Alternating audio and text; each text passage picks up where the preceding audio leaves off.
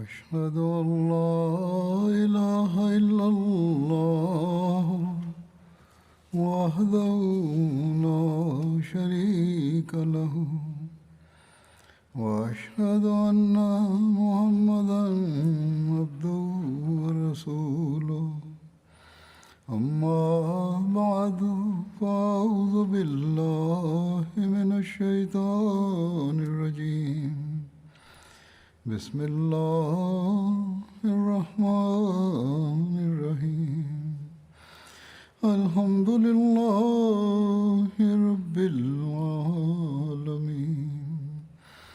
الرحمن الرحيم مالك يوم الدين إياك نعبد وإياك نستعين اهدنا الصراط المستقيم صراط الذين أنعمت عليهم غير المغضوب عليهم ولا الضالين. கடந்த ஹுத்பாவில் யமாமாவோடு சம்பந்தப்பட்ட முர்த்ததுகள் அல்லது நயவஞ்சகர்களின் குறிப்பு முடிவடைந்து விட்டது என்று கூறியிருந்தேன். முசைலமா கஸ்ஸாப் மற்றும் அவனுடைய கூட்டாளிகளை பற்றியிருந்த குறிப்பு கடந்த ஹுத்பாவில் முடிந்தது. ஹஜ்ரத் அபூபக்கர் ரலியல்லாஹு அன்ஹு அவர்களின் காலத்தில் வாழ் ஓங்கிய அந்த முர்த்ததுகள் பற்றிய குறிப்பு தொடர்கிறது. நான் ஏற்கனவே கூறியது போன்று பல போர்ப்படைகள் இருந்தன. முதலாவது போர்ப்படை பற்றி எடுத்து கூறப்பட்டது. அது மிகவும் நீளமாக இருந்தது. மீதமிருந்த 10 போர்ப்படைகளில் 2 மற்றும் 3 பற்றி இவ்வாறு வருகிறது. ஹஸ்ரத் ஹுசைஃபா மற்றும் ஹஸ்ரத் அர்ஃபஜா மூலமாக இந்த போர்ப்படை அனுப்பப்பட்டது. அது ஓமனில் முர்த்ததாகியிருந்த கிளர்ச்சியாளர்களுக்கு எதிராக அனுப்பப்பட்ட போர்ப்படையாகும். ஓமன் என்பது பஹ்ரைனுக்கு அருகிலுள்ள ஏமனின் ஒரு நகரமாகும். ஓமன் பாரசீக வளைகுடாவுக்கும் அரபிக்கடலுக்கும் மத்தியில் அமைந்துள்ளது. அதில் அந்த நாள்களில் இன்றைய ஐக்கிய அரபு எமிரேட்களின் கிழக்கு பகுதிகளும் இருந்தன. அங்கு சிலை வணக்கம் செய்யக்கூடிய ஆசத் மற்றும் பிற கோத்திரங்கள் வசித்து வந்தன. அவர்கள் நெருப்பை வணங்குபவர்களாக இருந்தனர். மஸ்கத், சுஹாரா மற்றும் துபா ஆகியவை அங்குள்ள கரையோர நகரங்களாக இருந்தன. ஹஜ்ரத் நபிகள் நாயகம் ஸல்லல்லாஹு அலைஹி வஸல்லம் அவர்களின் அருளுக்குரிய காலகட்டத்தில் ஓமன் ஈரானியர்களின் அதிகாரத்துக்குட்பட்டிருந்தது. மேலும் அவர்கள் தரப்பிலிருந்து ஜேஃபர் என்ற மனிதர் பணியாளராக நியமிக்கப்பட்டிருந்தார். அந்த பகுதியில் நெருப்பை வணங்கும் மதம் பரவியிருந்தது. ஹஜ்ரத் நபிகள் நாயகம் ஸல்லல்லாஹு அலைஹி வஸல்லம் அவர்கள் ஹிஜ்ரி 8ஆம் ஆண்டில் ஹஜ்ரத் அபு ஜைத் அன்சாரி அவர்களையும் ஹஜ்ரத் அமர் பின் ஆஸ் அவர்களையும் இஸ்லாத்தின் தப்லீகுக்காக அங்கிருந்த 2 தலைவர்களான ஜேஃபர் பின் ஜுலந்தியா மற்றும் அப்பாத் பின் ஜுலந்தியா ஆகியோரின் பெயர்களுக்கு கடிதம் கொடுத்து அனுப்பினார்கள். ஹஜ்ரத் நபிகள் நாயகம் ஸல்லல்லாஹு அலைஹி வஸல்லம் அவர்களுடைய கடிதத்தின் கருத்து இதுவாகும். பிஸ்மில்லாஹ் ரஹ்மானிர் ரஹீம். இந்த கடிதம் அல்லாஹுடைய அடியார் மற்றும் அவனுடைய தூதர் முஹம்மது ஸல்லல்லாஹு அலைஹி வஸல்லம் தரப்பிலிருந்து ஜுலந்தியாவின் மகன்களான ஜேஃபர் மற்றும் அப்பாத் ஆகியோருக்கு அனுப்பப்படுகிறது. நேர்வழியை பின்பற்றியவர் மீது சாந்தி உண்டாகட்டுமாக. நான் உங்களுக்கு இஸ்லாத்தை ஏற்றுக்கொள்வதற்கு அழைப்பு விடுக்கிறேன். நீங்கள் இஸ்லாத்தை ஏற்றுக்கொள்ளுங்கள், பாதுகாப்பாக இருப்பீர்கள். நான் அல்லாஹ்வின் தூதராவேன். உயிரோடு இருக்கக்கூடிய ஒவ்வொருவரையும் எச்சரிக்க வேண்டும் என்பதற்காகவும் காஃபிர்களுக்கு சான்றை பூர்த்தி செய்வதற்காகவும் முழு உலகத்திற்காகவும் அனுப்பப்பட்டுள்ளேன். நீங்கள் இஸ்லாத்தை ஏற்றுக்கொண்டால் நான் வழக்கப்படி உங்களை அந்த இடத்தின் அதிகாரியாக இருக்க விடுவேன். நீங்கள் இஸ்லாத்தை ஏற்க மறுத்துவிட்டால் உங்களுடைய அரசாங்கம் உங்களிடமிருந்து பறிக்கப்பட்டுவிடும். சில அறிவிப்புகளுக்கு ஏற்ப பல நாள்கள் விவாதத்திற்கு பிறகு அந்த சகோதரர்கள் இஸ்லாத்தை ஏற்றுக்கொண்டார்கள். பிரிதோர் அறிவிப்புப்படி ஓமனுடைய அதிகாரி ஜேஃபர் கூறினார், நான் இஸ்லாத்தை ஏற்றுக்கொள்வதில் எந்த சாக்குப்போக்கும் கூறுவதற்கில்லை. ஆனால் நான் இங்கிருந்து ஜகாத்தை திரட்டி மதீனாவுக்கு அனுப்பினால் என்னுடைய சமுதாயம் என்னை விட்டு பிரிந்துவிடும் என்ற அச்சம் இருக்கிறது. இதை கேட்ட ஹஜ்ரத் அமர் பின் ஆஸ் அவர்கள் அவரிடம் இந்த விஷயத்தை முன்வைத்தார்கள். அதாவது அந்த பகுதியில் வசூலாகக்கூடிய ஜகாத் தொகை அந்த பகுதியின் ஏழைகளுக்கே செலவிடப்படும். ஆக அவர் இஸ்லாத்தை ஏற்றுக்கொண்டார். ஹஜ்ரத் அமர் அவர்கள் அங்கு 2 ஆண்டுகள் வரை தங்கியிருந்தார்கள். மக்களுக்கு இஸ்லாத்தை எட்ட வைத்து வந்தார்கள். அவர்களின் இந்த வெற்றிகரமான தப்லீக் முயற்சியால் அந்த பகுதியின் பெரும்பாலான மக்கள் இஸ்லாத்தை ஏற்றுக்கொண்டார்கள். ஹஸ்ரத் ரசூலுல்லாஹ் ஸல்லல்லாஹு அலைஹி வஸல்லம் அவர்கள் வஃபாத்தான போது அரபு நாட்டின் நாலாபுறமும் மார்க்கத்தை விட்டு விலகுதலும் கிளர்ச்சி செய்தலும் பரவிவிட்ட போது ஹஜ்ரத் அபு பக்ர் ரலியல்லாஹு அவர்கள் ஹஜ்ரத் அமர் பின் ஆஸ் அவர்களை ஓமனில் இருந்து மதீனாவுக்கு வரவழைத்து கொண்டார்கள். மறுபுறம் ஹஜ்ரத் ரசூலுல்லாஹ் ஸல்லல்லாஹு அலைஹி வஸல்லம் அவர்களின் வஃபாத்திற்கு பிறகு அவர்களில் லகீத் பின் மாலிக் அஸ்தி என்பவன் எழுந்தான். அவனது புனைப்பெயர் துல்தாஜ் ஆகும். இவன் அறிவியன காலகட்டத்தில் ஓமன் பேரரசு ஜுலந்தியாவுக்கு நிகராக கருதப்பட்டான். ஜுலந்தியா என்பது ஓமனுடைய பேரரசுகளின் குடும்ப பெயராகும். எவ்வாறு இருப்பினும் அவன் நபித்துவவாதம் புரிந்துவிட்டான். ஓமனில் இருந்த அறிவியினர்கள் அவனை பின்பற்றினர். இவன் ஓமன் மீது ஆதிக்கம் செலுத்திவிட்டான். ஜேஃபருக்கும் அவனுடைய சகோதரன் அப்பாதுக்கும் மலைகளில் தஞ்சம் புக வேண்டிய நிர்பந்தம் வந்தது. ஜேஃபர் ஹஜ்ரத் அபு பக்கர் ரலியல்லாஹு அவர்களுக்கு இந்த முழு சூழ்நிலையை பற்றியும் தெரியப்படுத்தி உதவி கோரினார்.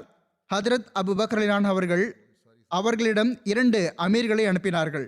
ஒன்று ஹுசைஃபா பின் மோசின் கல்ஃபானி ஹமீரியை ஓமனுக்கும், இரண்டாவது அர்ஃபஜா பின் ஹர்சமா பார்கி எஸ்தியை மஹ்ராவுக்கும் அனுப்பினார்கள். அவர்கள் இருவரும் ஒன்றாக பயணிக்குமாறும் போரை ஓமனிலிருந்து துவங்குமாறும் கட்டளையிட்டார்கள். மஹரா என்பது ஏமனுடைய ஒரு கோத்திரத்தின் பெயராகும். ஓமனில் போர் நடக்கும்போது ஹுசைஃபா தலைவராக இருப்பார்கள் என்றும், மஹராவில் போர் நடக்கும்போது ஹுசைஃபா படை தளபதி பொறுப்பை நிறைவேற்றுவார்கள் என்றும் ஆணையிட்டார்கள். ஹசரத் ஹுசைஃபா மற்றும் அர்ஃபஜா பற்றி அறிமுகம் பின்வருமாறு. தபரி வரலாற்று நூலில் ஹசரத் ஹுசைஃபா அவர்களின் பெயர் ஹுசைஃபா பின் மோசின் கல்ஃபானி என்று கூறப்பட்டுள்ளது. அதே சமயம் சஹாபாவின் வாழ்க்கை சூழலை உள்ளடக்கிய நூலில் அவர்களின் பெயர் ஹுசைஃபா கல்ஃபானி என்று கூறப்பட்டுள்ளது.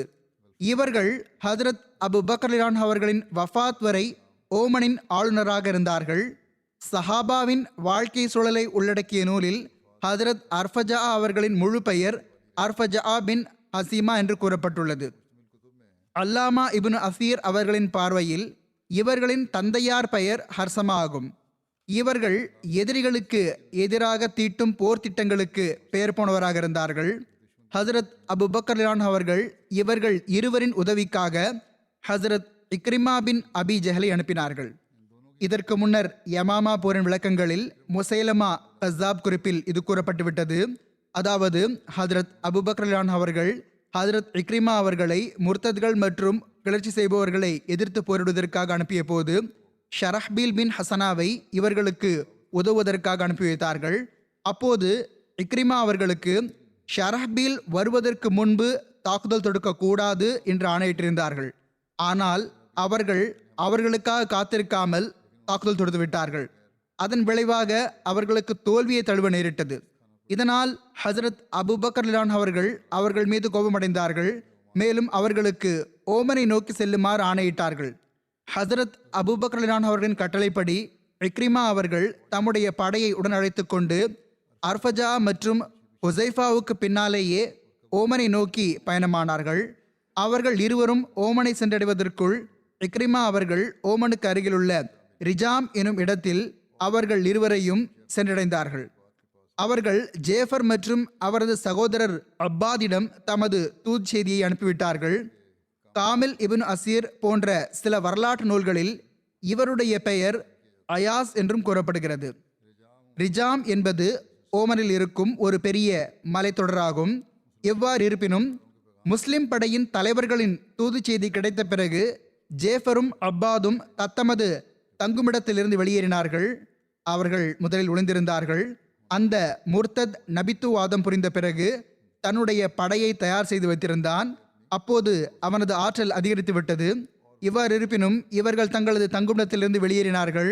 மேலும் இவர்கள் சுஹாருக்கு வந்து கூடாரமிட்டார்கள். மேலும் ஹுசைஃபா, அர்ஃபஜா மற்றும் இக்ரிமா ஆகியோருக்கு தாங்கள் அனைவரும் எங்களிடம் வந்துவிடுங்கள் என்று தூது அனுப்பினார்கள். சுஹார் என்பதும் கூட ஓமனில் மலைகளோடு இணைந்திருக்கும் ஒரு சிற்றூராகும். இது தொடர்பாக வருகிறது, இங்கு ரஜப் மாதத்தின் துவக்கத்தில் 5 இரவுகள் வரை ஓமனின் ஒரு சந்தை அமைக்கப்பட்டு வந்தது. ஆக முஸ்லிம்களின் படை சுஹாரில் ஒன்று கூடிவிட்டது. அத்துடன் இணைந்திருந்த பகுதிகளை முர்த்ததுகள் இல்லாத பகுதிகளாக ஆக்கிவிட்டார்கள். மறுபுறம் லகீத் பின் மாலிக்குக்கு இஸ்லாமிய படை வந்தடைந்த தகவல் கிடைத்தது. அப்போது அவன் தனது படையை உடன் அழைத்து கொண்டு எதிர்த்து போரிடுவதற்காக புறப்பட்டான். துபா என்னும் இடத்தில் தங்கினான். அவனுக்கு போரில் வலு கிடைக்க வேண்டும் என்பதற்காக பெண்களையும் குழந்தைகளையும் பொருட்செல்வங்களையும் தனக்கு பின்னால் வைத்தான். துபா என்பதும் அந்த பகுதியின் நகரமாக இருந்தது, வியாபார சந்தையாக இருந்தது. முஸ்லிம் தலைவர்கள் லகீதுடைய தோழமை தலைவர்களுக்கு கடிதங்கள் எழுதினார்கள்.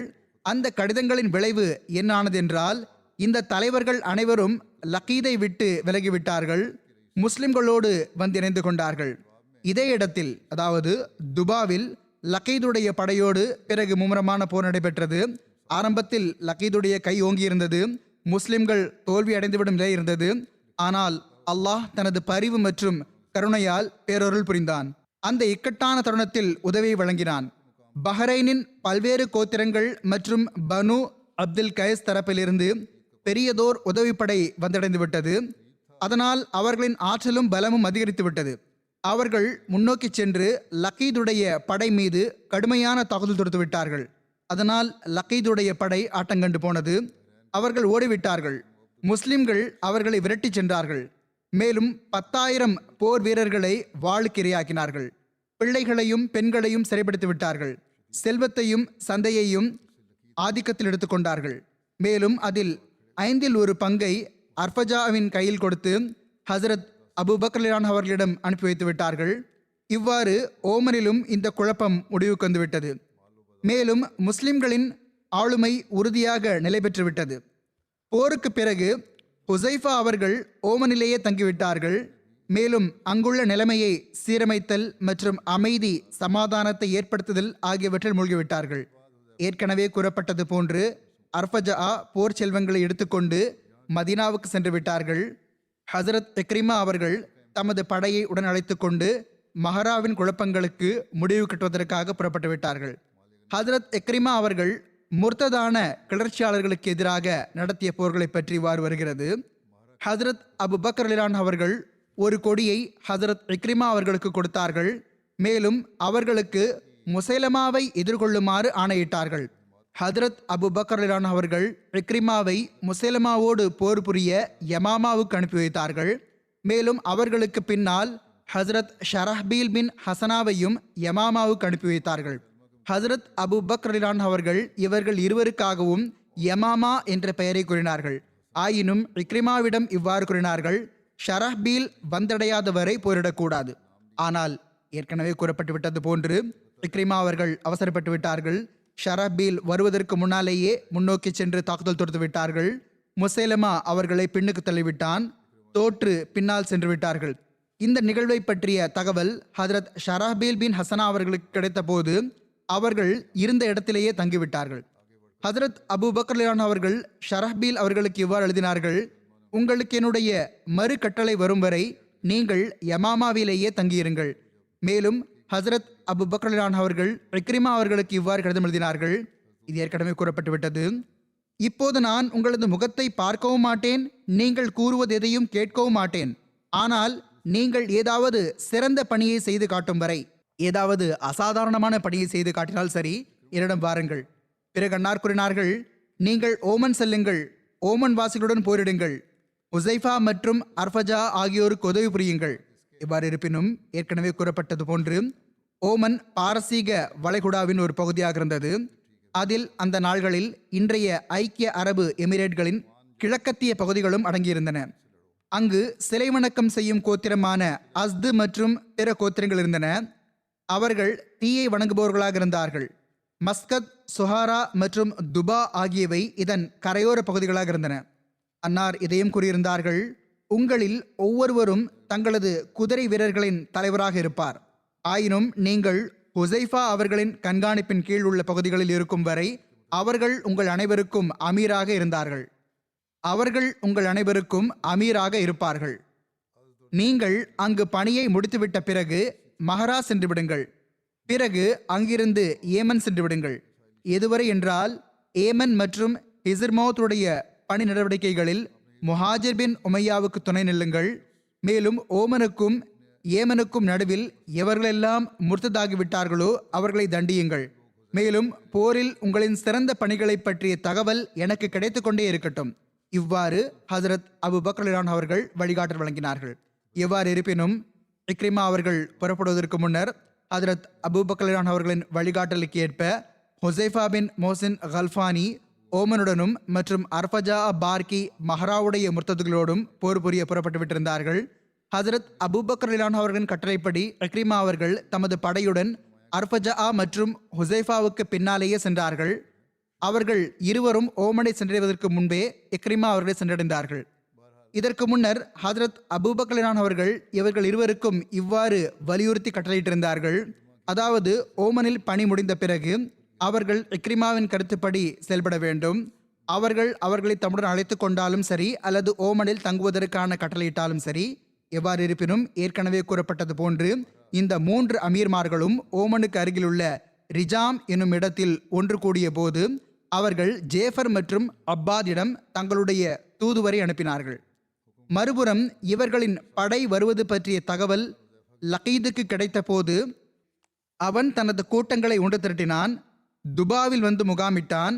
ஜேஃபர் மற்றும் அப்பாதும் கூட தத்தமது தங்குமிடங்களிலிருந்து வெளியேறினார்கள். அவர்கள் சுஹாருக்கு வந்து முகாமிட்டார்கள். ஹுசைஃபா, அர்ஃபஜா மற்றும் இக்ரிமா ஆகியோருக்கு தாங்கள் அனைவரும் எங்களிடம் வந்துவிடுங்கள் என்று கூறி தூது அனுப்பினார்கள். ஆக ஏற்கனவே கூறப்பட்டது போன்று அவர்கள் அனைவரும் அந்த இருவரிடமும் சுஹாரில் ஒன்று கூடிவிட்டார்கள். தம்மோடு இணைந்திருந்த பகுதிகளை முர்த்ததுகள் இல்லாத பகுதிகளாக ஆக்கிவிட்டார்கள்.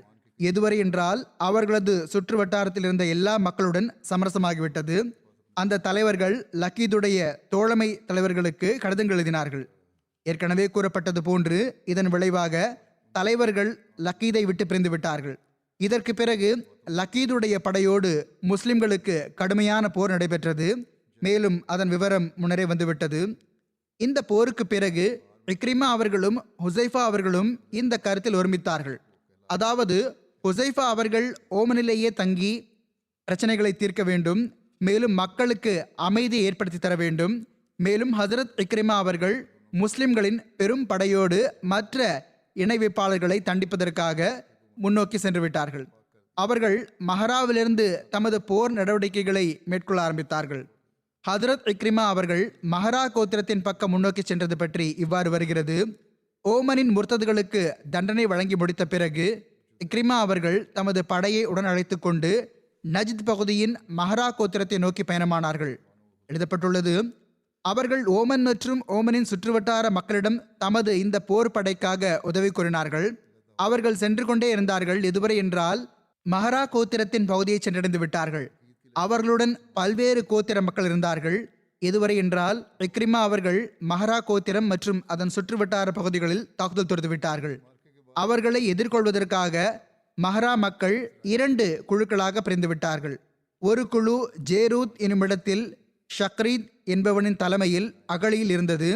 2வது குழு பனு முஹாரிபுடைய ஒரு மனிதன் முசப்பாவுடைய தலைமையில் இருந்தது. உண்மையில் ஷக்ரீத் மற்றும் அவனது கூட்டம் தவிர மஹரா முழுவதும் இதே படையின் தலைவனின் கீழ் இருந்தது. இந்த 2 தலைவர்களும் ஒருவர் மற்றவருக்கு எதிராக இருந்தனர். ஒருவர் மற்றவரை தம்மிடம் அழைத்து வந்தார்கள். மேலும் அவ்விரு படைகளில் ஒவ்வொருவரும் அவர்களின் தலைவருக்கே வெற்றி கிடைக்க வேண்டும் என்று விரும்பினர். இந்த விஷயத்தின் மூலமாகவே அல்லாஹ் முஸ்லிம்களுக்கு உதவி புரிந்தான். மேலும் அவர்களை அவர்களின் பகைவர்களுக்கு எதிரில் வலுப்பெறச் செய்தான். மேலும் பகைவர்களை பலவீனமாக்கிவிட்டான். இக்ரிமா அவர்கள் ஷக்ரீத்துடன் குறைவான எண்ணிக்கையில் மக்களை பார்த்தபோது அவர்கள் அவனுக்கு இஸ்லாத்திற்கு திரும்பி வருமாறு அழைப்பு விடுத்தார்கள். இவன் முதலில் முஸ்லிமாக இருந்தான். மீண்டும் முஸ்லிமாகிவிடு, முஸ்லிம்களோடு போர் புரியாதே என்று கூறினார்கள். ஆக அந்த ஆரம்பத்தில் கூறிய விஷயத்திலேயே ஷக்ரீத் அவர்களின் அழைப்பை ஏற்றுக்கொண்டான். மேலும் இவ்வாறு அல்லாஹ் முசப்பாவை வலுவிழக்க செய்து விட்டான். பிறகு இக்ரிமா அவர்கள் முசப்பாவை நோக்கி தூதுவரை அனுப்பினார்கள். மேலும் அவனுக்கு இஸ்லாத்தின் பால் திரும்பி வருமாறும் நிராகரிப்பிலிருந்து திரும்புமாறும் அழைப்பு விடுத்தார்கள். ஆனால் அவனுடன் இருந்த மக்களின் எண்ணிக்கையின் பெரும்பான்மை அவனுக்கு ஏமாற்றத்தை அளித்துவிட்டது. ஷஹ்ரீத் இஸ்லாத்தை ஏற்றுக்கொண்டதால் முசப்பா மற்றும் ஷஹ்ரீத்துக்கு இடையில் தொலைவு இன்னும் அதிகரித்து விட்டது. இவ்வாறு இருப்பினும் இக்ரிமா அவர்கள் அவனை நோக்கி முதலில் சென்றார்கள். ஷஹ்ரீத்தும் அவர்களுடன் இருந்தான். இவர்கள் இருவருக்கும் நஜித் பகுதியில் முசப்பாவோடு போர் நடைபெற்றது. அவர்கள் அங்கு துபாவில் நடந்ததை விட அதிகம் கடுமையாக போர் புரிந்தார்கள். அல்லாஹ் முர்த்ததுகளான கிளர்ச்சியாளர்களின் படைக்கு தோல்வி வழங்கினான். மேலும் அவர்களின் தலைவன் கொல்லப்பட்டான். முஸ்லிம்கள் ஓடியவர்களை விரட்டிச் சென்றார்கள். மேலும் அவர்களின் பலரை கொன்றுவிட்டார்கள். மேலும் பலர் சிறைப்பிடிக்கப்பட்டனர். மேலும் போர் செல்வங்களில் 2000 உயர்தர பெண் ஒட்டகங்களும் முஸ்லிம்களின் கைக்கு வந்தன. ஹசரத் இக்ரிமா அவர்கள் போர் செல்வங்களை 5 பாகங்களாக பிரித்தார்கள். 5இல் ஒரு பங்கை கொடுத்து ஷஹ்ரீத்தை ஹசரத் அபூபக்கர் ரலியல்லாஹு அவர்களிடம் அனுப்பி வைத்தார்கள். மற்ற 4 பாகங்களை அவர்கள் முஸ்லிம்கள் மத்தியில் விநியோகித்து விட்டார்கள்.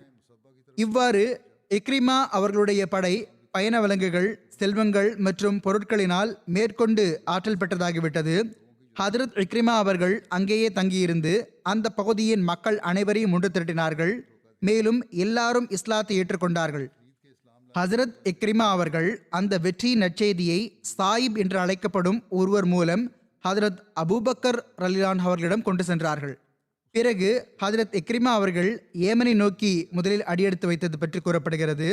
ஏற்கனவே கூறப்பட்டது போன்று ஹதரத் அபூபக்கர் ரலியல்லாஹு அவர்கள் தமது கடிதத்தில் ஹதரத் இக்ரிமா அவர்களுக்கு இவ்வாறு வழிகாட்டல் வழங்கினார்கள். மஹராவுக்கு பிறகு ஏமன் சென்று விடுங்கள். ஏமன் மற்றும் ஹிசர்மௌத்துடைய பணி நடவடிக்கைகளில் ஹதரத் முஹாஜிர் பின் உமையாவுக்கு துணை நில்லுங்கள். மேலும் ஓமனுக்கும் ஏமனுக்கும் நடுவில் எவர்களெல்லாம் முர்த்ததாகிவிட்டார்களோ அவர்களை தண்டியுங்கள்.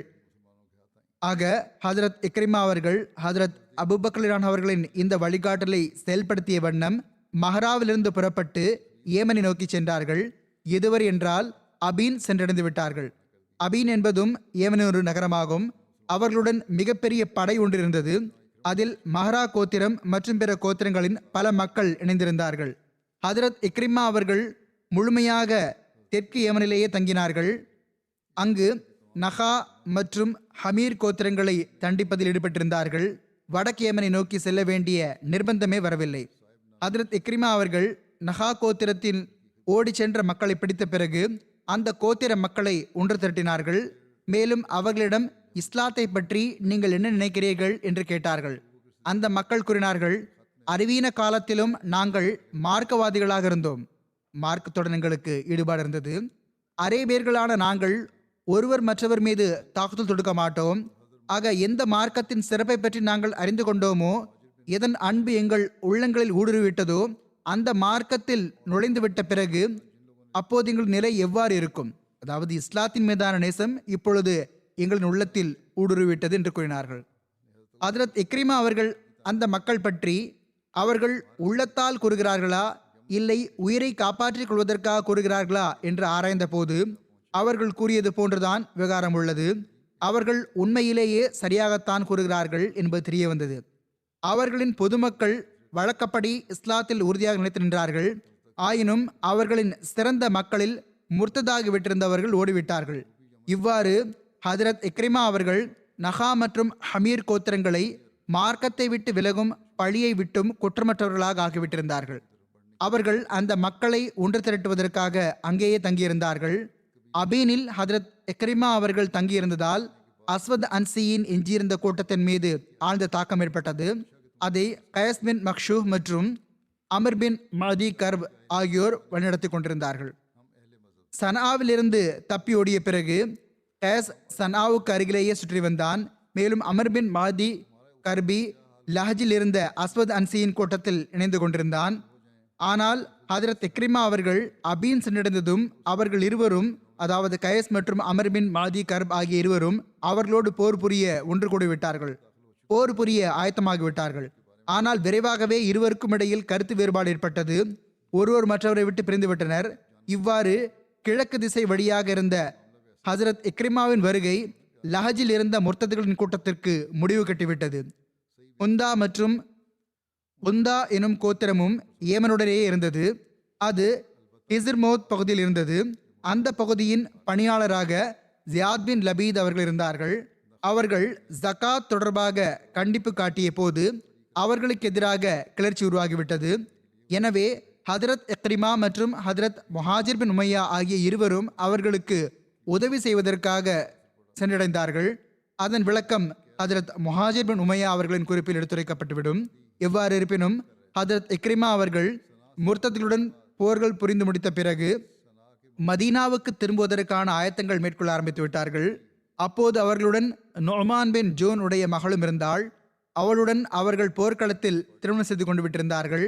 இதற்கு முன்னர் உம்மு தமீம் மற்றும் முஜாஆவின் மகளுடன் திருமணம் செய்து கொண்டதன் காரணமாக ஹஜரத் அபூபக்கர் சித்திக் ரலியல்லாஹு அன்ஹு அவர்கள் ஹஜரத் ஹாலித் ரலியல்லாஹு பின் வலீத் அவர்கள் மீது கடுமையாக கோபமடைந்தார்கள் என்பது அவர்களுக்கு தெரிந்திருந்தது. இதை பற்றி கடந்த ஹுத்பாவில் விளக்கமாக கூறப்பட்டுவிட்டது. ஆனால் ஹஜரத் இக்ரிமா அவர்கள் அவ்வாறு இருந்தும் அவளை மணந்து கொண்டார்கள். இதனால் ஹஜரத் இக்ரிமா அவர்களின் படையைச் சேர்ந்த பல மக்கள் அவர்களை விட்டு விலகிவிட்டார்கள். இந்த விவகாரம் ஹஜரத் முஹாஜிருக்கு முன் எடுத்து வைக்கப்பட்டது. ஆனால் அவர்களாலும் எந்த தீர்ப்பும் வழங்க முடியவில்லை. இந்த நிலைமைகள் அனைத்தும் ஹஜரத் அபூபக்கர் சித்திக் ரலியல்லாஹு அவர்களுக்கு எழுதிய அவர்களிடம் கருத்து கேட்கப்பட்டது. ஹஜரத் அபூபக்கர் சித்திக் ரலியல்லாஹு அவர்கள் இவ்வாறு எழுதினார்கள்: இக்ரிமா திருமணம் செய்து பொருத்தமற்ற செயலொன்றும் செய்துவிடவில்லை. சிலரது பார்வையில் கோபம் இருந்ததே அவர்களுக்கு திருப்தி ஏற்பட்டுவிட்டது. ஆனால் சில மக்களின் கோபத்தின் பின்னணி இதுவாக இருந்தது. ஹஜரத் இக்ரிமாவிடம் கோபப்பட்ட சில மக்களின் கோபத்தின் பின்னணி இதுவாக இருந்தது. அதாவது நோமான் பின் ஜூன் ஒருமுறை ஹஜரத் ரசூலுல்லா ஸல்லல்லாஹு அலைஹி வஸல்லம் அவர்கள் முன் ஆஜராகி ஹஜரத் ரசூலுல்லாஹி ஸல்லல்லாஹு அலைஹி வஸல்லம் அவர்கள் அவனது மகளை தமது திருமண பந்தத்தில் ஏற்றுக்கொள்ளுமாறு விண்ணப்பித்தான். ஆனால் ஹஜரத் ரசூலுல்லா ஸல்லல்லாஹு அலைஹி வஸல்லம் அவர்கள் மறுத்துவிட்டார்கள். மேலும் அவனது மகளை அவளது தந்தையுடனேயே திருப்பி அனுப்பி வைத்து விட்டார்கள். ஹஜரத் ரசூலுல்லா ஸல்லல்லாஹு அலைஹி வஸல்லம் அவர்கள் அந்த பெண்ணை நிராகரித்து விட்டிருந்தார்கள். எனவே இக்ரிமா அவர்களின் படையின் ஒரு பகுதியினர் ஹஜரத் ரசூலுல்லா ஸல்லல்லாஹு அலைஹி வஸல்லம் அவர்களின் அழகிய முன்மாதிரியை பின்பற்றிய வண்ணம் ஹஜரத் இக்ரிமா அவர்களும் அந்த பெண்ணை திருமணம் செய்திருக்க கூடாது என்று நினைத்தனர். ஆனால் ஹஜரத் அபூபக்கர் அவர்கள் இந்த ஆதாரத்தை ஏற்றுக்கொள்ளவில்லை. அவர்கள் இது முற்றிலும் தவறாகும் என்று கூறி ஹஜரத் இக்ரிமா அவர்களின் திருமணத்தை ஆகுமானதாக கூறிவிட்டார்கள். ஹஜரத் இக்ரிமா அவர்கள் தமது மனைவியுடன் மதீனாவுக்கு திரும்பி வந்து விட்டார்கள். அவர்களிடம் கோபித்து கொண்டு தனியாகிவிட்டிருந்த படையின் அந்த பகுதியும் மீண்டும் அவர்களோடு வந்து இணைந்தது. எந்த பெண்ணை பற்றி கூறப்படுகிறதோ அஸ்மா பின் நோமான் பின் ஜூன், அதாவது ஹஜரத் இக்ரிமா அவர்கள் எந்த பெண்ணோடு திருமணம் செய்தார்களோ அவளை பற்றி புகாரி மற்றும் இதர ஹதீஸ் நூல்களில் அறிவிப்புகள் உள்ளன. அந்த பெண்ணுக்கு ஹஜரத் ரசூலுல்லாஹி ஸல்லல்லாஹு அலைஹி வஸல்லம் அவர்களுடன் திருமணம் நடந்தது. ஆயினும் ருக்ஸத்தானாவுக்கு முன்னரே அவள் எத்தகைய ஒரு செயலை செய்தாள் என்றால் ஹஜரத் நபிகள் நாயகம் ஸல்லல்லாஹு அலைஹி வஸல்லம் அவர்கள் அந்த பெண்ணை அவளது கோத்திரத்துக்கே திருப்பி அனுப்பிவிட்டார்கள். அந்த பெண்ணுடைய பெயர் உட்பட சம்பவங்களில் பல கருத்து வேறுபாடுகள் உள்ளன.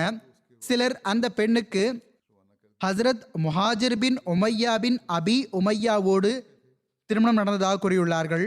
எவ்வாறு இருப்பினும் இந்த சம்பவங்களுக்கு விளக்கமளித்தவாறு ஹஜரத் முஸ்லிம் மௌத் ரலியல்லாஹு அவர்கள் இவ்வாறு கூறுகிறார்கள்: அரபு வெற்றி காணப்பட்டு இஸ்லாம் பரவ ஆரம்பித்த போது குந்தா கோத்திரத்தின் ஒரு பெண், அவள் பெயர் அஸ்மா அல்லது உமிமா என்று இருந்தது. அவள் ஜூனியா என்றோ பின்துல் ஜூன் என்றோ அழைக்கப்பட்டு வந்தாள். அவளது சகோதரன் லுக்மான் தனது சமுதாயம் சார்பாக பிரதிநிதியாக ஹஜரத் ரசூலுல்லா ஸல்லல்லாஹு அலைஹி வஸல்லம் அவர்களின் அவையில் ஆஜரானான். அந்த சந்தர்ப்பத்தில் அவன் தனது சகோதரியை ஹஜரத் ரசூலுல்லா ஸல்லல்லாஹு அலைஹி வஸல்லம் அவர்களுக்கு திருமணம் செய்து வைக்க வேண்டும் என்று எண்ணினான். மேலும் நேரடியாக ஹஜரத் ரசூலுல்லா ஸல்லல்லாஹு அலைஹி வஸல்லம் அவர்களிடமே சென்று, என்னுடைய சகோதரிக்கு முதலில் ஓர் உறவினருடன் திருமணம் நடந்திருந்தது. இப்போது விதவையாக இருக்கிறாள். மிகவும் அழகானவள், தகுதியானவள். தாங்கள் அவளை திருமணம் செய்து கொள்ளுங்கள் என்று விண்ணப்பித்து கேட்டும் கொண்டான். ஹஜரத் ரசூலுல்லா ஸல்லல்லாஹு அலைஹி வஸல்லம் அவர்கள் அரபு கோத்திரங்களின் ஒற்றுமையை விரும்பினார்கள் என்பதால் அன்னார் அவனது இந்த விண்ணப்பத்தை ஏற்றுக்கொண்டார்கள். மேலும் 12.5 ஊக்கியா வெள்ளியில் நிக்கா ஓத வேண்டும் என்று கூறினார்கள். அவன், அல்லாஹ்வின் தூதர் ஸல்லல்லாஹு அலைஹி வஸல்லம் அவர்களே, நாங்கள் கண்ணியமான மக்களாவோம், மகர் குறைவாக உள்ளது என்று கூறினான். அன்னார் இதைவிட அதிகமாக நான் எனது எந்த மகளுக்கோ மகர் நிர்ணயிக்கவில்லை என்று கூறினார்கள். அவன் ஒப்புக்கொண்ட போது நிகா ஓதப்பட்டது. அவன் ஹசரத் ரசூலுல்லா ஸல்லல்லாஹு அலைஹி வஸல்லம் அவர்களிடம் யாராவது ஒரு நபரை அனுப்பி தங்களது மனைவியை வரவழைத்துக் கொள்ளுங்கள் என்று கேட்டுக்கொண்டான். ஹசரத் ரசூலுல்லா ஸல்லல்லாஹு அலைஹி வஸல்லம் அவர்கள் அபு உசைதை அந்த பணிக்காக நியமித்தார்கள். அவர்கள் அங்கு சென்றார்கள். ஜூனியா அவர்களை தமது வீட்டிற்குள் அழைத்தாள். அப்போது ஹசரத் அபு உசைத் அவர்கள்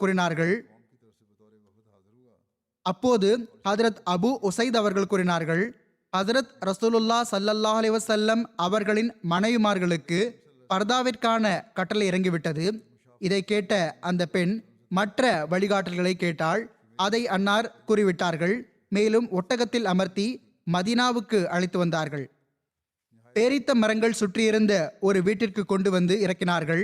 அவளது உறவினர்கள் அவளது செவிலியையும் உடன் அனுப்பிவிட்டார்கள். ஹதரத் முஸ்லிமோத் ரலிலான் அவர்கள் எழுதுகிறார்கள், எவ்வாறு நம் நாட்டிலும் கூட செல்வந்தர்கள் பெண்ணுக்கு எந்தவித கஷ்டமும் ஏற்பட்டுவிடக் கூடாது என்பதற்காக மக்களோடு நெருங்கி பழகும் பணியாள் ஒருவரையும் உடன் அனுப்புவது உண்டோ, அதே போன்று இந்த பெண் அழகுக்கு பேர் போயிருந்தால் சாதாரணமாகவே பெண்களுக்கு மணமகளை பார்க்க வேண்டும் என்ற ஆசை இருக்கும். மதீனத்து பெண்கள் அவளை பார்க்க சென்றார்கள். அந்த பெண்ணின் கூற்றுக்கிணங்க யாரோ அந்த பெண்ணுக்கு இவ்வாறு கற்றுக் கொடுத்து விட்டார்கள், அதாவது முதல் நாளே மதிப்பட்சத்தை ஏற்படுத்த வேண்டும். எனவே ஹசரத் ரசூலுல்லா ஸல்லல்லாஹு அலைஹி வஸல்லம் அவர்கள் உன்னிடம் வரும்போது நான் தங்களிடமிருந்து அல்லாஹ்விடம் பாதுகாப்பு தேடுகிறேன் என்று கூறிவிடு. இதனால் அன்னார் உனக்கு மிகவும் அதிகம் நெருக்கமாகி விடுவார்கள் என்று கூறினார்கள். ஒருவேளை இந்த கூற்று யாருடைய திருமணம் நடந்ததோ அந்த பெண்ணால் சித்தரிக்கப்பட்டது இல்லை என்றாலும் கூட வியப்பிற்குரியது ஒன்றுமில்லை. ஹசரத் முஸ்லிமோத் ரலிலான் அவர்கள் எழுதுகிறார்கள், யாராவது ஒரு நயவஞ்சகன் தனது மனைவியின் மூலமாகவோ அல்லது வேறு யாரோ ஓர் உறவினர் பெண் மூலமாகவோ இது போன்ற வாசகத்தை கூற வைத்துவிடு என்று இந்த தீமையை செய்திருக்கலாம். எனவே ஆச்சரியப்படுவதற்கு ஒன்றுமில்லை. ஆக அந்த பெண் வந்திருக்கும் தகவல் ஹசரத் ரசூலுல்லா ஸல்லல்லாஹு அலைஹி வஸல்லம் அவர்களுக்கு கிடைத்த போது அவளுக்காக நிர்ணயிக்கப்பட்டிருந்த அந்த வீட்டிற்கு சென்றார்கள். ஹதீஸ்கள் எழுதப்பட்டுள்ளது. அதன் மொழியாக்கம் இதுவாகும். ஹசரத் ரசூலுல்லா ஸல்லல்லாஹு அலைஹி வஸல்லம் அவர்கள் அவளிடம் வருகை தந்த போது அன்னார் அவளிடம் உன்னை எனக்கு அன்பளிப்பாக்கி விடுவாயாக என்று கூறினார்கள். அதற்கு அவள் அரசியும் கூட தன்னை சாதாரண மனிதர்களுக்கு அர்ப்பணிப்பது உண்டா என்று கேட்டாள். நௌசுபில்லா, தன்னை பெரியவளாக காட்டிக்கொண்டாள். அபு உசைத் கூறுகிறார்கள், இதை கேட்ட ஹதரத் நபிகள் நாயகம் ஸல்லல்லாஹு அலைஹி வஸல்லம் அவர்கள் ஒருவேளை அந்நியம் காரணமாக பதற்றமடைகிறாள் போல என்று அவளுக்கு ஆறுதல் அளிப்பதற்காக அவள் மீது தமது கையை வைத்தார்கள். அன்னார் தமது கைகளை வைத்துதான் இருப்பார்கள். உடனேயே அவள் மிகவும் அசுத்தமான அறிவுக்கு புறம்பான இந்த வரியை கூறிவிட்டாள், அதாவது நான் உம்மிடமிருந்து அல்லாஹ்விடம் பாதுகாப்பு தேடுகிறேன். ஒரு நபி அல்லாஹ்வின் பெயரை கேட்டு ஆன்மாவில் பணிவால் நிறைந்து விடுவார், மேலும் அவரது மகிமையில் திளைத்து மூழ்கி விடுவார். எனவே அவள் இந்த வரியை கூறிய உடனேயே அன்னார் கூறினார்கள், நீ ஒரு மிகப்பெரியவனை என் முன் வைத்துள்ளாய், அவனிடம் பாதுகாப்பு தேடியுள்ளாய், அவன் மிக அதிகமாக பாதுகாப்பு அளிப்பவனாவான். எனவே நான் உனது விண்ணப்பத்தை ஏற்றுக்கொள்கிறேன். எனவே அன்னார் அப்பொழுதே வெளியே வருகை தந்தார்கள். மேலும் கூறினார்கள், அபூ சயீதே, அவளுக்கு 2 போர்வை கொடுத்து விடுவீராக, மேலும் அவளது குடும்பத்தாரிடம் விட்டு வருவீராக. ஆகவே அதற்கு பிறகு அவளுக்கு மகர் பணம் போக கூடுதலாக பெரும் நன்மை செய்யும் வகையில் 2 ராஸ்கி போர்வைகளை வழங்குமாறும் கட்டளையிட்டார்கள். வெள்ளையான நீளமான நூலால் நெய்யப்பட்ட மிக நல்ல போர்வைகளாக அவை இருந்தன. வலா தன்சவுல் ஃபல்ல பைனக்கும் என்ற திருக்குர்ஆன் கட்டளை நிறைவேற வேண்டும் என்பதற்காக இவ்வாறு செய்தார்கள். உறவு கொள்ளாமல் தலா கொடுக்கப்படும் பெண்கள் தொடர்பாக இந்த வசனம் உள்ளது. அன்னார் அவளுக்கு விடை கொடுத்து அனுப்பிவிட்டார்கள். அபூ உசைத் அவர்களே அவளை அவளது வீடு வரை விட்டு வந்தார்கள். அவளது கோத்திரத்து மக்களால் இந்த விஷயத்தை பொறுத்து கொள்ள முடியாமல் இருந்தது. அவர்கள் அவளை பழித்துரைத்தார்கள். ஆனால் அவள் இது என்னுடைய துர்பாக்கியமாகும் என்றே பதில் கூறி வந்தாள். அவள் என்னை வழிகெடுக்கப்பட்டது. ஹதரத் ரசூலுல்லா ஸல்லல்லாஹு அலைஹி வஸல்லம் அவர்கள் உன்னிடம் வரும்போது நீ விலகி போய்விடு, வெறுப்பை வெளிப்படுத்து, இவ்வாறு அன்னார் மீது உனது மதிப்பச்சம் ஏற்பட்டுவிடும் என்று எனக்கு கூறப்பட்டது என்றும் சில முறை கூறி வந்தாள். இதுதான் காரணமா அல்லது வேறு ஏதாவது காரணமா என்று தெரியவில்லை. எவ்வாறு இருப்பினும் அவள் வெறுப்பை வெளிப்படுத்தினாள். எனவே ஹதரத் ரசூலுல்லா ஸல்லல்லாஹு அலைஹி வஸல்லம் அவர்கள் அவளை விட்டு விலகிவிட்டார்கள். மேலும் அவளுக்கு விடை கொடுத்து அனுப்பிவிட்டார்கள். ஹதரத் உசைத் ரலியல்லாஹு எனும் ஒரு சஹாபியின் குறிப்பில் இதை நான் முன்னரும் கூறியிருக்கிறேன். எவ்வாறு இருப்பினும் ஹதரத் இக்ரிமா அவர்கள் குந்தா மற்றும் ஹிசர்மோத்திலிருந்து ஏமன் மற்றும் மக்காவின் வழியாக திரும்பி வந்தார்கள். அவர்கள் மதீனா வந்தடைந்ததும் ஹதரத் அபூபக்கர் ரலியல்லாஹு அவர்கள் அவர்களுக்கு காலித் பின் சயீதுக்கு உதவி செய்வதற்காக புறப்படுமாறு கட்டளையிட்டார்கள். ஹதரத் இக்ரிமா அவர்கள் முர்த்ததுகளுக்கு எதிராக தம்முடன் போர்கள் கலந்து கொண்டிருந்த தமது படைக்கு விடுப்பு கொடுத்து விட்டார்கள். ஹதரத் அபூபக்கர் ரலியல்லாஹு அவர்கள் அவர்களுக்கு பதிலாக வேறொரு படையை தயார் செய்தார்கள். மிக பெரும் போர்களை செய்து வந்துள்ளீர்கள், இப்பொழுது நீங்கள் களைத்து போயிருப்பீர்கள் என்று கூறி விடுப்பு வழங்கிவிட்டிருந்தார்கள். எவ்வாறு இருப்பினும் ஹதரத் அபூபக்கர் ரலியல்லாஹு அவர்கள் இன்னொரு படையை தயார் செய்தார்கள். அவர்களுக்கு இக்ரிமாவின் கொடியின் கீழ் சிரியாவுக்கு புறப்படுமாறு ஆணையிட்டார்கள். அங்கு ஹதரத் இக்ரிமா அவர்கள் வெளிப்படையாக தெரிகின்ற சிறப்பு பணிகளை செய்தார்கள். மேலும் மிகவும் வீரத்தோடு சண்டையிட்டவாறு ஷஹாதத் மானத்தை அருந்தினார்கள். இதன் விளக்கம் சிரியாவின் போர்கள் எடுத்துரைக்கப்பட்டுவிடும் இன்ஷா அல்லாஹ். பிறகு 5வது போர்ப்படையானது கிளர்ச்சியாளர்களான முர்த்ததுகளுக்கு எதிரான ஹதரத் ஷராஹ்பீல் பின் ஹசனா அவர்களின் படைக்குழுவாக இருந்தது. ஹதரத் அபூபக்கர் ரலியல்லாஹு அவர்கள் இக்ரிமா அவர்களை முசைலமாவை நோக்கி யமாமா பகுதிக்கு அனுப்பினார்கள். அவர்களுக்கு பின்னால் ஹதரத் ஷராஹ்பீல் பின் ஹசனா அவர்களையும் யமாமாவை நோக்கி அனுப்பி வைத்தார்கள். ஹதரத் ஷராஹ்பீல் பின் ஹசனா அவர்களின் சுருக்கமான அறிமுகம் இவ்வாறு உள்ளது. ஹதரத் ஷராஹ்பீல் பின் ஹசனா அவர்களின் தந்தையார் பெயர் அப்துல்லா பின் முத்தா ஆகும். தாயார் பெயர் ஹசனா ஆகும். சிலர் இவர்களை குந்தி கோத்திரத்தினர் என்றும் சிலர் தமீமி கோத்திரத்தினர் என்றும் கூறுகிறார்கள். ஷராஹ்பீல் அவர்களின் தந்தையார் இவர்களின் குழந்தை பருவத்திலேயே வஃபாத்தாகிவிட்டார்கள். இவர்கள் தமது தாயார் ஹசனா அவர்களின் பெயரால் ஷராஹ்பீல் பின் ஹசனா என்று அழைக்கப்பட்டார்கள். ஹதரத் ஷராஹ்பீல் ஆரம்பத்தில் இஸ்லாத்தை ஏற்றுக்கொண்டவர்கள் ஒருவராக இருந்தார்கள். இவர்கள் தமது சகோதரர்களுடன் அபிசீனியாவுக்கு ஹிஜ்ரத் செய்து சென்றார்கள். அபிசீனியாவிலிருந்து திரும்பி வந்த பிறகு மதீனாவில் இவர்கள் பனு சரீக்குடைய வீடுகள் தங்கினார்கள். ஹிலாஃபத்தே ராஷிதாவில் இவர்கள் புகழ்பெற்ற படை தளபதிகளில் ஒருவராக இருந்தார்கள். ஹிஜ்ரி 18ஆம் ஆண்டில் தமது 67வது வயதில் அம்பாஸ் பிளேக் நோயில் வஃபாத்தானார்கள். எவ்வாறு இருப்பினும் ஏற்கனவே கூறப்பட்டது போன்று இக்ரிமா அவர்கள் ஷராஹ்பீல் வந்தடையும் முன்னர் போர் புரியக்கூடாது என்ற ஹதரத் அபூபக்கர் ரலியல்லாஹு அவர்களின் கட்டளை இருந்தும் அவசரப்பட்டார்கள். மேலும் வெற்றி வாகை அவர்களின் தலையில் சூடப்பட வேண்டும் என்பதற்காக ஹதரத் ஷராஹ்பீல் அவர்கள் வருவதற்கு முன்னரே முசைலமா மீது தாக்குதல் தொடுத்து விட்டார்கள். இருப்பினும் முசைலமா அவர்களை பின்னுக்கு தள்ளிவிட்டான். ஹதரத் இக்ரிமா அவர்கள் இந்த தோல்வியை பற்றிய தகவலை ஹதரத் அபூபக்கர் ரலியல்லாஹு அவர்களுக்கு கொடுத்த போது ஏற்கனவே கூறப்பட்டது போன்று ஹதரத் அபூபக்கர் ரலியல்லாஹு அவர்கள் அவர்களுக்கு எச்சரிக்கை கடிதம் எழுதினார்கள். மேலும் கூறினார்கள், இந்த தோல்வியின் வடுவை எடுத்துக்கொண்டு மதீனாவுக்கு வராதீர்கள், மக்களிடம் கோழைத்தனம் பரவிடப் போகிறது. மேலும் அவர்களுக்கு ஓமன் செல்லுமாறு கட்டளையிட்டார்கள். ஹதரத் ஷராஹ்பீல் பின் ஹசனா தற்போது வழியிலே இருந்தார்கள். ஹதரத் இக்ரிமா அவர்களின் தோல்வியை பற்றிய செய்தி அவர்களுக்கு கிடைக்கப்பெற்றது. அவர்கள் முன்னோக்கி செல்வதை நிறுத்திவிட்டார்கள். மேலும் புதிய வழிகாட்டல்களுக்காக ஹதரத் அபூபக்கர் ரலியல்லாஹு அவர்களுக்கு கடிதம் எழுதினார்கள். ஹதரத் அபூபக்கர் ரலியல்லாஹு அவர்கள் இவர்களுக்கு எங்கே இருக்கிறீர்களோ அங்கேயே தங்கியிருங்கள் என்று எழுதி அனுப்பினார்கள். ஹசரத் அபூபக்கர் ரலியல்லாஹு அவர்கள் ஹதரத் ஷராஹ்பீல் அவர்களுக்கு இவ்வாறு கடிதம் எழுதினார்கள்: எனது மறுகட்டளை வரும் வரை நீங்கள் யமாமாவுக்கு அருகிலேயே தங்கியிருங்கள். மேலும் எந்த மனிதனோடு, அதாவது முசைலமாவோடு போர் புரிய நீங்கள் அனுப்பப்பட்டுள்ளீர்களோ தற்போது அவனோடு போர் புரியாதீர்கள்.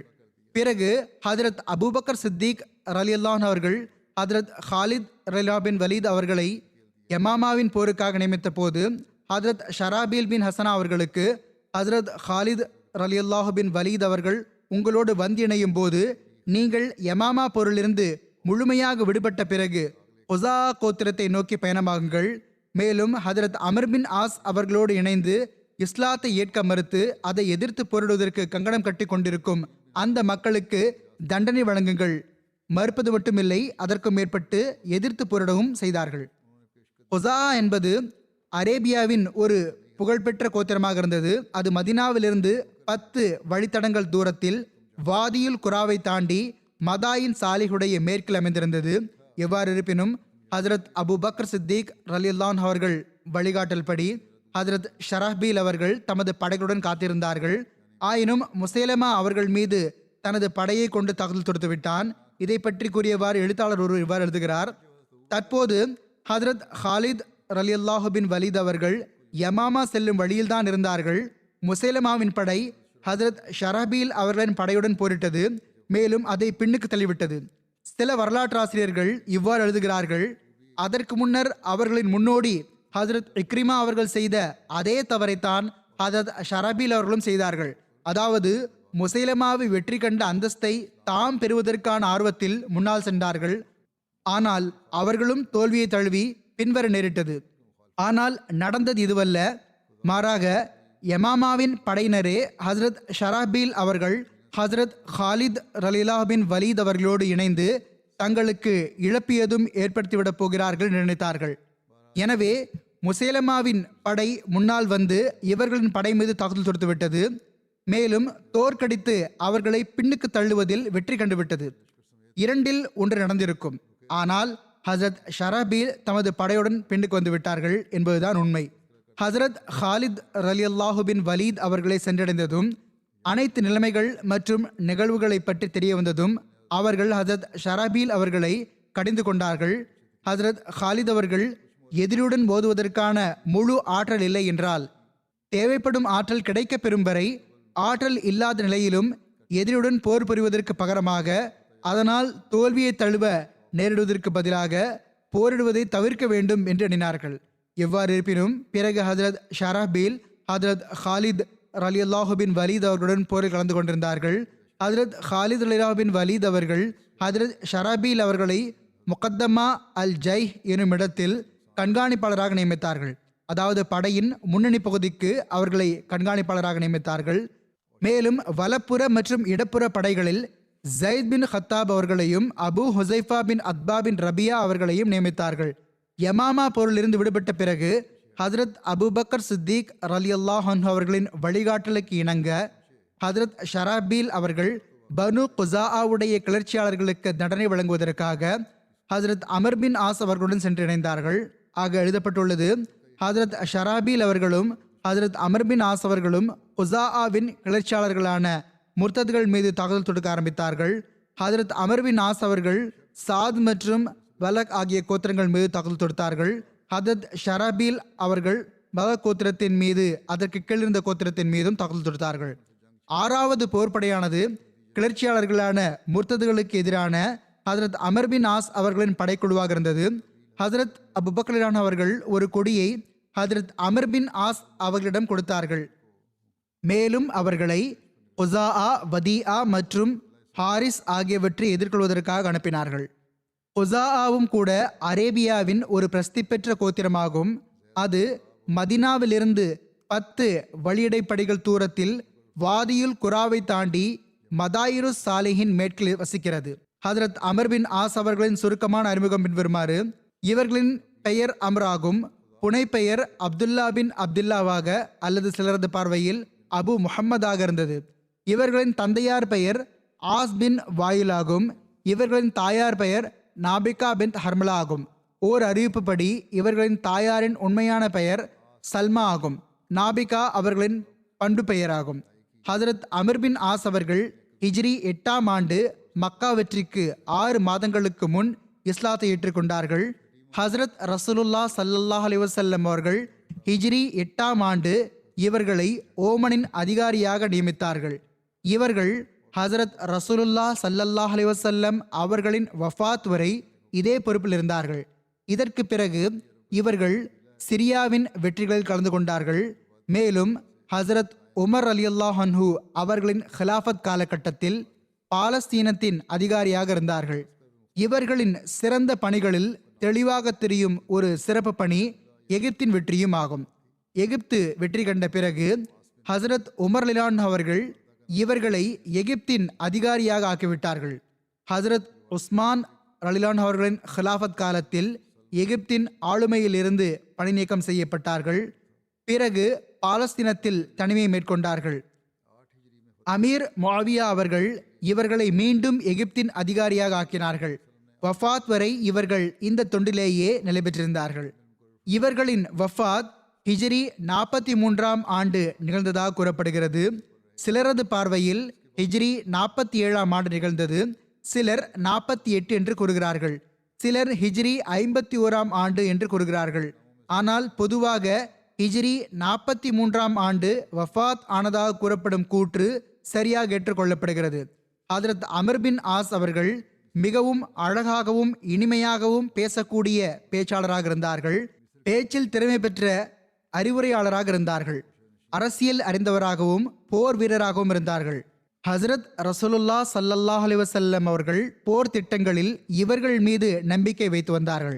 ஹதரத் அமர் பின் ஆஸ் அவர்கள் அவர்களின் மகன் அப்துல்லாஹ் மற்றும் உம்மு அப்துல்லா ஆகியோரை கொண்ட குடும்பம் சிறந்த வீடாக கூறப்பட்டுள்ளது. ஓர் எழுத்தாளர் எழுதுகிறார், ஹசரத் அபு பக்ர் அவர்கள் தயார் செய்ய வைத்த 11 கொடிகளில் ஒரு கொடி ஹதரத் அமர் பின் ஆஸ் அவர்களுக்காகவும் இருந்தது. அன்னார் அவர்களுக்கு குஸாஆவின் முர்த்ததுகளோடு போர் புரியும் பொறுப்பை ஒப்படைத்திருந்தார்கள். ஏனெனில் அவர்கள் ஹசரத் ரசூலுல்லா ஸல்லல்லாஹு அலைஹி வஸல்லம் அவர்களின் வாழ்நாளிலும் ஜாத்து சலாசில் போரில் குஸாஆ கோத்திரத்துடன் போர் புரிந்துள்ளார்கள். மேலும் அந்த கோத்திரத்தின் எல்லா நிலைமைகள் பற்றியும் அனைத்து வழிகள் பற்றியும் நன்றாக அறிந்து வைத்திருந்தார்கள். ஹசரத் ரசூலுல்லா ஸல்லல்லாஹு அலைஹி வஸல்லம் அவர்கள் ஹதரத் அமர் பின் ஆஸ் அவர்களை ஒரு தப்லீக் கடிதம் கொடுத்து ஹிஜ்ரி 8ஆம் ஆண்டு துல்ஹஜ்ஜா மாதத்தில் ஜுலந்தியாவின் மகன்களான ஜேஃபர் மற்றும் அப்பாத் எனும் 2 தலைவர்களிடம் அனுப்பி வைத்தார்கள். இந்த தூது செலுதல் மிகவும் வெற்றிகரமானதாக இருந்தது. ஓமன் வாசிகள் ஹதரத் அமர் பின் ஆஸ் அவர்களின் கையில் இஸ்லாத்தை ஏற்றுக்கொண்டார்கள். ஹசரத் ரசூலுல்லா ஸல்லல்லாஹு அலைஹி வஸல்லம் அவர்கள் மன திருப்தியை வெளிப்படுத்தும் வகையில் அவர்களை ஓமனிலேயே ஜகாத் வசூல் செய்யும் வேலையில் நியமித்து விட்டார்கள். அவர்கள் ஓமனிலேயே தங்கியிருந்த போது அவர்களுக்கு ஹதரத் அபு பக்ர் அவர்களின் கடிதத்தின் மூலமாக ஹசரத் ரசூலுல்லா ஸல்லல்லாஹு அலைஹி வஸல்லம் அவர்கள் வஃபாத்தான செய்தி கிடைத்தது. அன்னாருடைய வஃபாத்திற்கு பிறகு அரபு நாட்டின் பெரும்பாலான கோத்திரங்கள் முர்த்ததாகிவிட்டன. அவர்களுக்கு தண்டனை வழங்குவதற்காக ஹசரத் அபு பக்ர் அவர்கள் ஹதரத் அமர் பின் ஆஸ் அவர்களை ஓமனிலிருந்து வருமாறு கூறினார்கள். எனவே அவர்கள் ஹசரத் அபு பக்ர் அவர்களின் வழிகாட்டலை செயல்படுத்திய வண்ணம் ஓமனிலிருந்து மதீனா வந்துவிட்டார்கள். முர்த்ததாகும் குழப்பத்தையும் கிளர்ச்சியையும் முடிவுக்கு கொண்டு வருவதற்காக ஹசரத் அபுபக்கர் அலிரான் அவர்கள் 11 அமீர்மார்களை நியமித்தார்கள். அப்போது ஹசரத் அபுபக்கர் சித்திக் ரலியல்லாஹு அன்ஹு அவர்கள் ஹதரத் ஷராபீல் பின் ஹசனாவிற்கு இவ்வாறு கட்டளையிட்டிருந்தார்கள், நீங்கள் யமாமா போரிலிருந்து முழுமையாக விடுபட்ட பிறகு குஸாஆ கோத்திரத்தை நோக்கி செல்லுங்கள். மேலும் ஹதரத் அமர் பின் ஆஸ் அவர்களோடு இணைந்து இஸ்லாத்தை ஏற்பதை மறுத்து அதை எதிர்த்து போர் புரிவதற்கு கங்கடம் கட்டி கொண்டிருக்கும் குஸாஆவின் அந்த கிளர்ச்சியாளர்களுக்கு தண்டனை கொடுங்கள். எனவே ஹதரத் அமர் பின் ஆஸ் அவர்கள் மற்றும் ஹதரத் ஷராபீல் ஆகிய இருவரும் இணைந்து பனு குஸாஆவின் கிளர்ச்சியாளர்களுக்கு எதிராக நடவடிக்கை எடுக்க ஆரம்பித்து விட்டார்கள். மேலும் அவர்கள் மீது தாக்குதல் தொடுத்து விட்டார்கள். இதன் விளக்கத்தில் ஓர் எழுத்தாளர் இவ்வாறு எழுதுகிறார், பனு குஸாஆ கோத்திரத்தினர் மகிழ்ச்சியுடன் இஸ்லாத் நுழைந்திருக்கவில்லை. மாறாக இதர கோத்திரங்களை போன்று அவர்களும் அச்சத்தின் காரணமாகவோ அல்லது பொருள் கண்ணியம் ஆகியவற்றின் மீதான பேராசையிலோ இஸ்லாத்தை ஏற்றுக்கொண்டிருந்தார்கள். அவர்களின் உள்ளம் இஸ்லாம் மீதான அன்பை விட்டும் காலியாக இருந்தது. எனவே ஹசரத் ரசூலுல்லா ஸல்லல்லாஹு அலைஹி வஸல்லம் அவர்களின் வஃபாத்திற்கு பிறகு அவர்கள் முஸ்லிம்கள் பலவீனமாக இருப்பதாக உணர்ந்ததுமே அவர்கள் ஜகாத் கொடுக்க மறுத்துவிட்டார்கள். ஹிலாஃபத் அவையிலிருந்து கட்டளை கிடைத்ததுமே ஹதரத் அமர் பின் ஆஸ் அவர்கள் தமது படையுடன் முதலில் சென்ற அதே வழியாக ஜுஸாமை நோக்கி பயணமானார்கள். அங்கு சென்று பனு குஸாஆ போர் புரிவதற்கு முழு ஆயத்தத்தோடு இருக்கிறார்கள் என்பதை பார்த்தார்கள். போர் ஆரம்பமானது. பயங்கரமான போர் நடைபெற்றது. முன்னை போன்று இப்போதும் குஸாஆவுக்கு தோல்வியை தழுவ நேரிட்டது.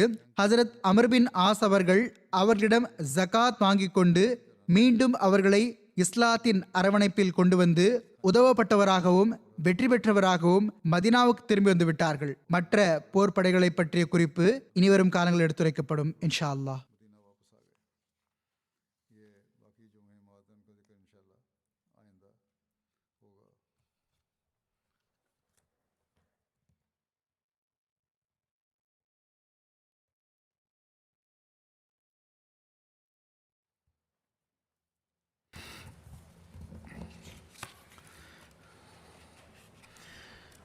الحمد لله نحمده ونستعينه ونستغفره ونؤمن به ونتوكل عليه ونعوذ بالله من شرور أنفسنا ومن سيئات أعمالنا من يهده الله فلا مضل له ومن يضلل فلا هادي له ونشهد أن لا إله إلا الله ونشهد أن محمدا عبده ورسوله عباد الله رحمكم الله إن الله يأمر بالعدل والإحسان وإيتاء ذي القربى وينهى عن الفحشاء والمنكر والبغي يعظكم لعلكم تذكرون اذكروا الله يذكركم وادعوه يستجب لكم ولذكر الله أكبر